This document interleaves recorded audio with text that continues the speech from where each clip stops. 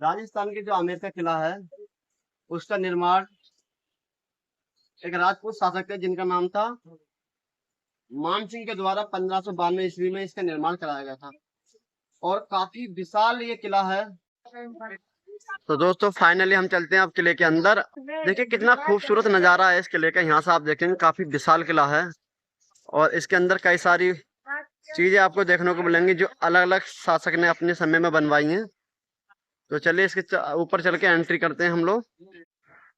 और ये देखिए काफी ऊंचाई पे आके ये महल है और इस समय हम किले के अंदर एंट्री करने वाले हैं। तो पैदल रास्ते से हम लोग चल रहे थे और देखिए कितनी चौड़े चौड़े रास्ते हैं किले के अंदर। और किले के अंदर चल के देखते हैं क्या ऐसी खासियत है जो इतना खूबसूरत इसको बनाया गया है। ये देखिए। तो फिलहाल दोस्तों हम लोगों ने टिकट खरीद लिया है और टिकट काफी महंगा है, 102 रुपए का टिकट है पर पर्सन का। तो अब हम चल के करते हैं एंट्री और करते हैं पूरे किले को विजिट। तो चलिए दोस्तों।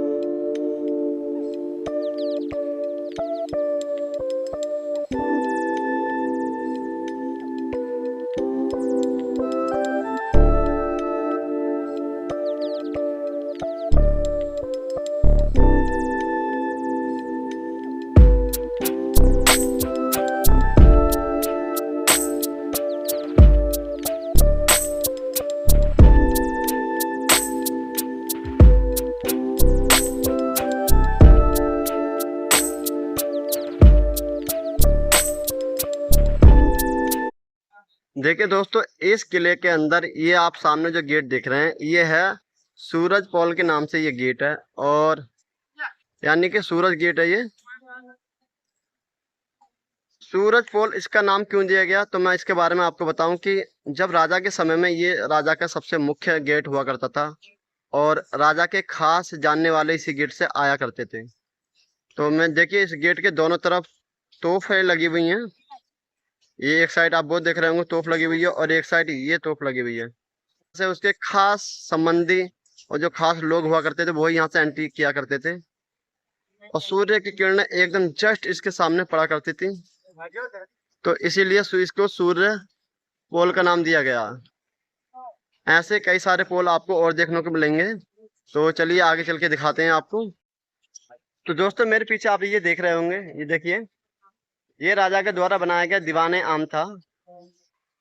राजा जो होते थे वो आम लोगों की यहाँ पे शिकायत सुना करते थे और बाद में उसका निस्तारण किया करते थे। तो चलिए मैं इसके ऊपर चल के आपको दिखाता हूँ।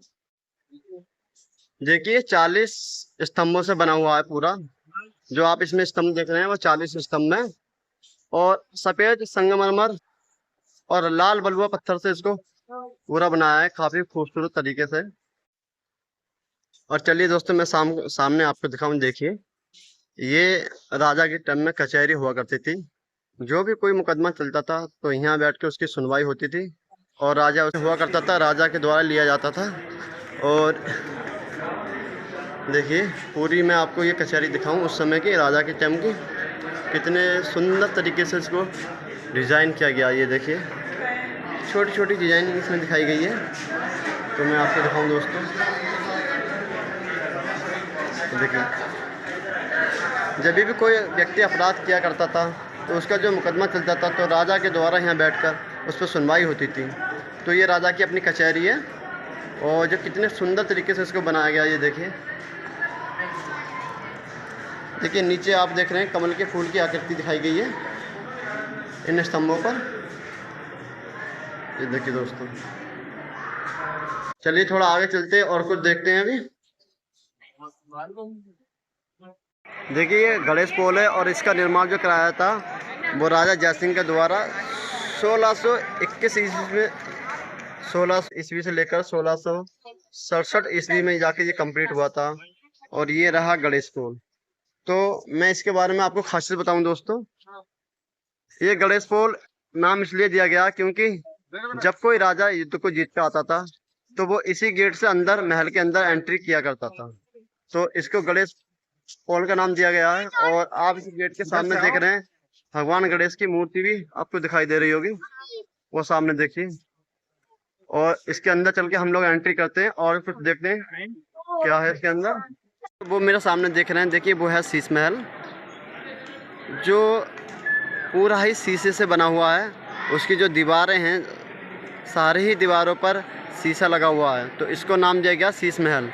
और ऐसा कहा जाता है कि अगर एक भी मोमबत्ती लगा के रख दी जाती थी इस महल के अंदर, तो पूरा ही ये रोशनी से जगमगाने लगता था।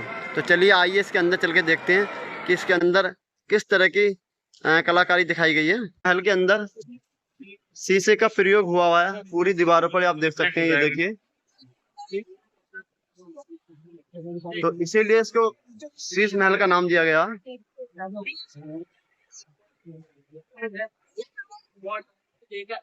ये देखिए, अब तो काफी पुराना हो गया, तो कुछ शीशे छूट के गिर गए हैं नीचे।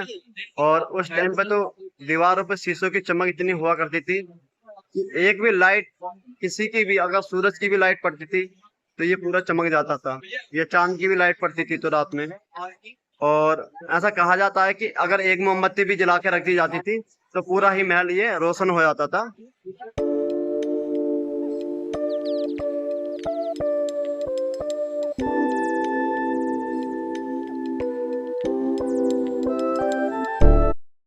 और देखिए ये रहा गार्डन, जहाँ शाम को राजा और रानी घूमने आया करते थे।